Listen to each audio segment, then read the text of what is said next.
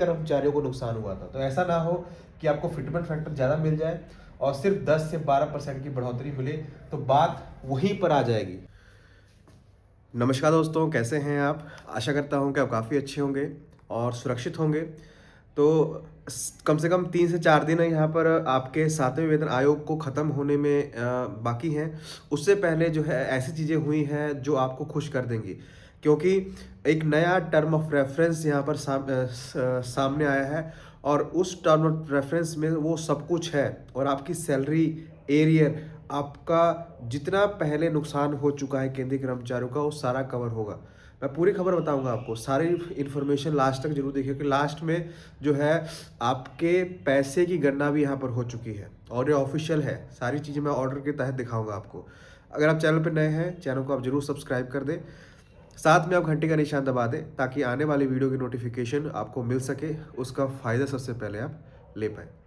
ठीक है, तो वीडियो को लास्ट से जरूर देखिए। लास्ट वाली इन्फॉर्मेशन बहुत ज़्यादा इंपॉर्टेंट है, इसे मिस मत करिएगा आप। ठीक है, चलिए पहले अपने हाइलाइट्स को देख लेते हैं। हाइलाइट्स हमारे पास क्या है, देखिए। एक नया टीओआर घोषित हुआ है, सरकार को पूरी तरह यहाँ पर मजबूर कर दिया है। अब ये क्या चीज़ है, कल ही शाम को इसकी खबर आई है। 8 CPC में लगेंगे 2 साल। आपको मालूम है 27% सैलरी का डायरेक्ट जंप आपको मिलने वाला है। रिपोर्ट पब्लिश हुई है, इसके बारे में मैं बताऊंगा आपको। ठीक है, 1 crore central employees, PN, MTS से लेकर ऑफिसर को हाई जंप और 2-2.5 साल का एरियर भी मिलेगा। इसकी भी यहाँ पर कैलकुलेशन यहाँ पर आ चुकी है। तो इन 3 महत्वपूर्ण इंपॉर्टेंट न्यूज़ है, इसको आप देखिएगा। पहले हम पहले न्यूज़ की तरफ बढ़ते हैं। यहाँ पर अपनी स्क्रीन पर आप एक देख पा रहे होंगे, यहाँ पर क्या हुआ है कि एक मीटिंग थी। हम जानते हैं कि 8वां वेतन आयोग 1 जनवरी से लागू होने वाला है। उससे पहले यूनियन मीटिंग कर रही है। उन्होंने यहाँ पर पंकज चौधरी जी हैं जो फाइनेंस मिनिस्टर हैं स्टेट्स के, वहाँ पर उनको यहाँ पर बुलाया गया था और जो हमारे गोपाल मिश्रा जी हैं उन्होंने अपना टर्म ऑफ रेफरेंस उनको दिया था। 15 मांगों का टर्म ऑफ रेफरेंस उनको दिया था। अपनी स्क्रीन पे आप देख पा रहे होंगे क्या रिप्लाई आया है, क्या नहीं, सब कुछ है बताया। क्योंकि जो पंकज चौधरी जी हैं वो भी यूपी से बिलोंग करते हैं और यहाँ पर जो हमारे गोपाल मिश्रा जी यूपी से बिलोंग करते हैं। तो दोनों में बातचीत हुई है, 15 मांगों पर विचार दिए गए हैं और ये भी बताया गया कि जल्दी से जल्दी 8वां वेतन आयोग दिया जाए। और ये भी कहा है कि हम 7वें वेतन आयोग से जितना फिटमेंट फैक्टर मिला था 2.57, उससे तो कम हम लेने वाले नहीं हैं। उससे ज़्यादा ही लेंगे, ज़्यादा जितना मर्जी हो, लेकिन 2.57 से हम नीचे नहीं लेंगे। उन्होंने अपनी टर्म ऑफ रेफरेंस को यहाँ पर अपनी स्क्रीन पे आप देख पा रहे होंगे, वो यहाँ पर दिया है। ये बहुत बड़ी इन्फॉर्मेशन है क्योंकि जैसे यहाँ पर 8वें वेतन आयोग की डेट नज़दीक आ रही है और ये भी उन्होंने कहा है कि 1 जनवरी से ही हम लेंगे, एरियर भी लेंगे, सब कुछ लेंगे। ठीक है, तो यूनियन ने मजबूर किया है और ये भी कहा है कि अगर ऐसा नहीं होता है तो आने वाले टाइम में दिक्कतें सरकार के लिए पैदा होंगी। ठीक है, मैं सारा इन्फॉर्मेशन आपको लिंक में दूंगा, वहाँ से आप ज़रूर चेकआउट करिएगा। सरकार मजबूर हो रही है, यूनियन करवाना चाहती है और ऐसा लगता है कि फिटमेंट फैक्टर जो मेन पॉइंट है 8वें वेतन आयोग का, वो आपको मिलेगा। उसी से रिगार्डिंग अगली न्यूज़ है, जो ये 27% का जंप आपको दिख रहा है, ये ऑलरेडी आपको मिल जाएगा। ना सैलरी आपकी बढ़ेगी, ना 8वां वेतन आयोग आएगा और ना ही आपको वो चीज़ें मिलेंगी। मैं आपको रब करके यहाँ पर समझाना चाहूँगा, आप जरूर। आपको मालूम है कि सरकार ने आपके जो 8 CPC का एक मिनिमम जो है टाइम रखी है 18 महीने। ठीक, 18 मंथ में आपका जो है आपका 8 CPC आ जाएगा। 18 महीने तो रिपोर्ट बनने में लगेगा।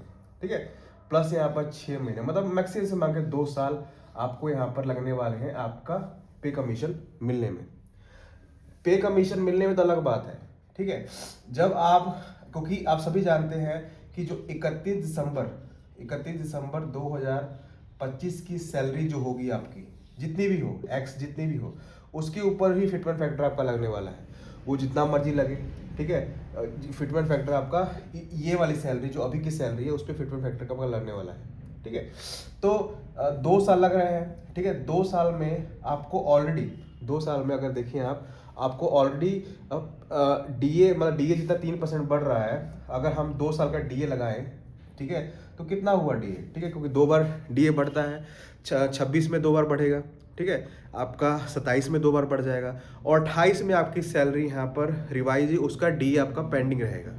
ठीक है, मतलब आपकी 15% सैलरी तो डीए ही बढ़ाएगा 28 तक।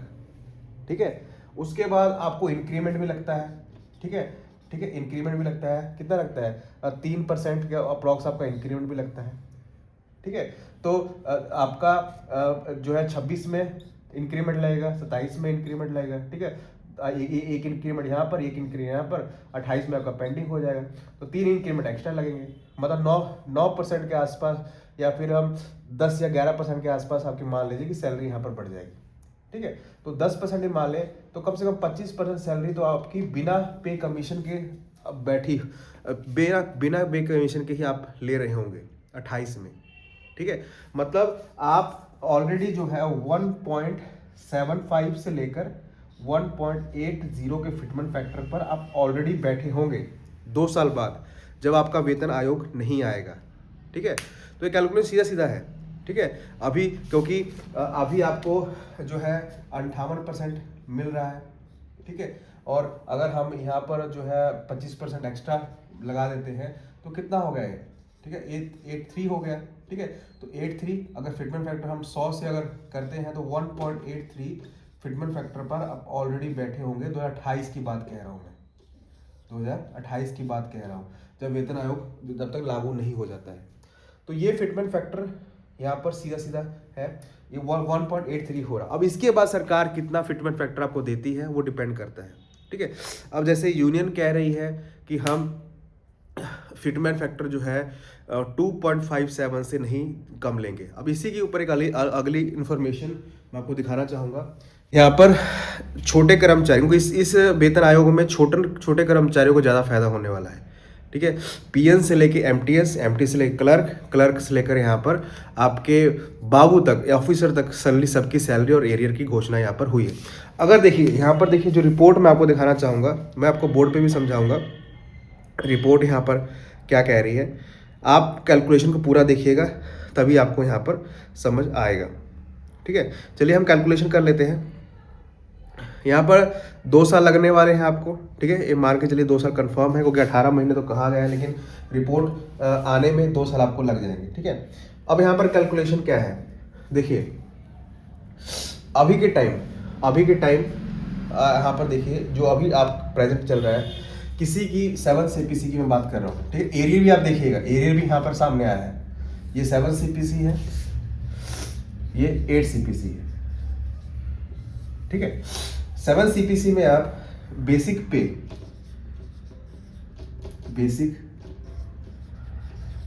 मान लीजिए किसी के यहाँ पर 21,700 है।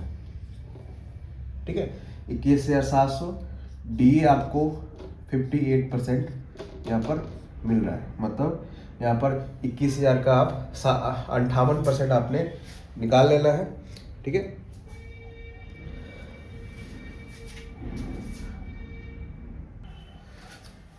तो कितना निकल गया यहाँ पर 12,180 रुपये। ठीक है, ये आपका 21,000 का यहाँ पर निकल चुका है। ठीक है, उसके बाद आते हैं आपका टीपीटी, जो सभी को मिलता है 7%, वो यहाँ पर लगता है। ठीक है, इसका हम 7% निकाल लेंगे। यहाँ पर देखिए, क्योंकि बेसिक के ऊपर यहाँ पर 7% निकालना है। ठीक है, अगर आप 7% निकालें तो 1,470 रुपये आपके ये हो गए। ठीक है, उसके बाद आते हैं हम मेन अलाउंस HRA पे। ये आपकी सैलरी अभी की है, जो अभी आपको मिल रही है। ठीक है, 10% लगाते हैं तो 21,000 का हम यहाँ पर 10% लगा लेते हैं,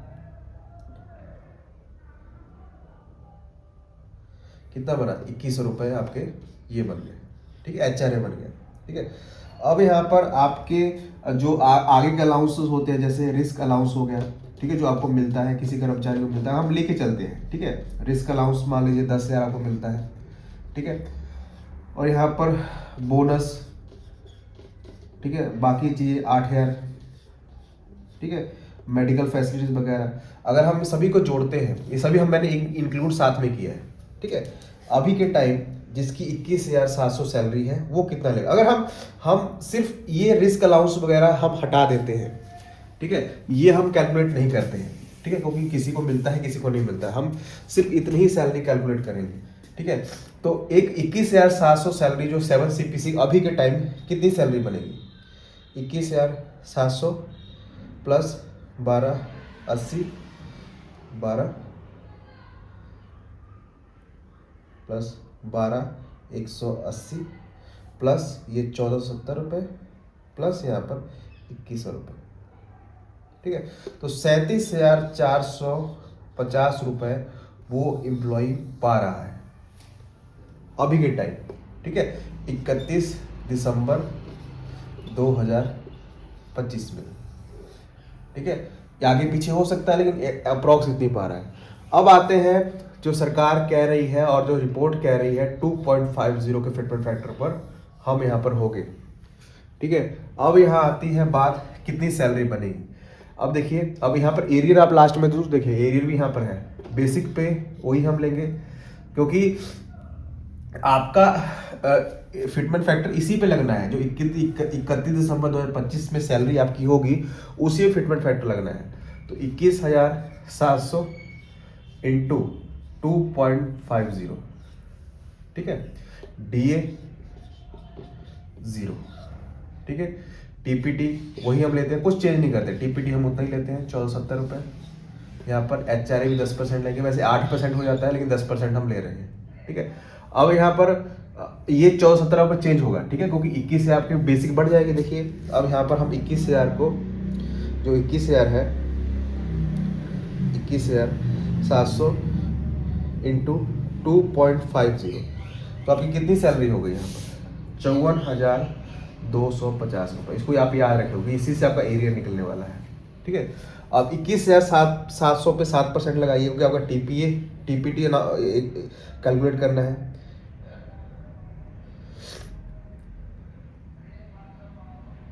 इक्कीस 21,700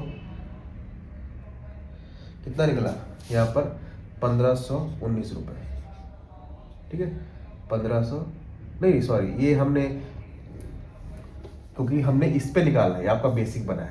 ठीक है, माफ़ी चाहूँगा, 54,250 इंटू 7, तो कितना बना 3,797 रुपये। ये आपका TPT निकला। अब इसी के ऊपर आप HRA बनाइए, 5400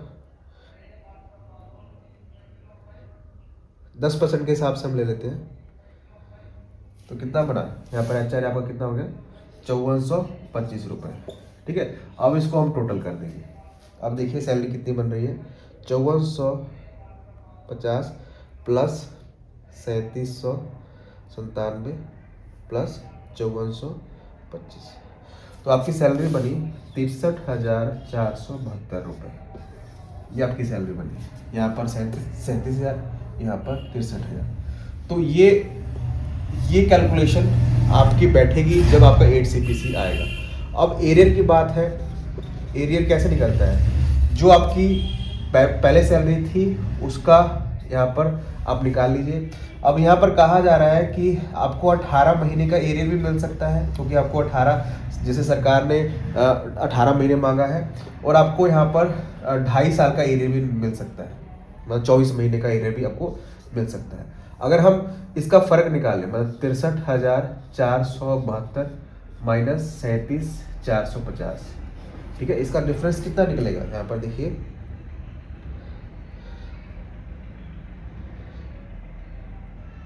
26,000 का डिफरेंस यहाँ पर निकला, जिसकी सैलरी 21,000 है। अब यहाँ पर 18 महीने को अगर देखते हैं, 26,022 गुना 18, अब इसको हम करेंगे 26,022 गुना 24। अब इसको कर लेते हैं, पहले अगर हम 18 से मल्टीप्लाई करते हैं तो हमारा एरिया कितना बना 4,68,000। ठीक है, अगर हम 24 से करते हैं तो 6,24,528। तो इतना एरियर आपका बन रहा है, जब अगर सरकार एरियर आपको पूरा देती है और सैलरी इतनी बढ़ा देती है। ठीक है, क्योंकि 7 CPC में हमें एरियर मिला था, जैसे मिले लेकिन मिला था, क्योंकि ये मैं क्यों चल रहा हूँ, क्योंकि ये मीटिंग्स में डिस्कस हुई हैं चीज़ें। ठीक है, जो मीटिंग में डिस्कस हुई है, जो पंकज चौधरी जी से डिस्कस हुई है, हम एरियर भी लेंगे। ठीक है, और हम जो पूरा फ़ायदे है जो 8 CPC का, जो 7 CPC में नहीं मिला है, उसका भी फ़ायदा लेंगे।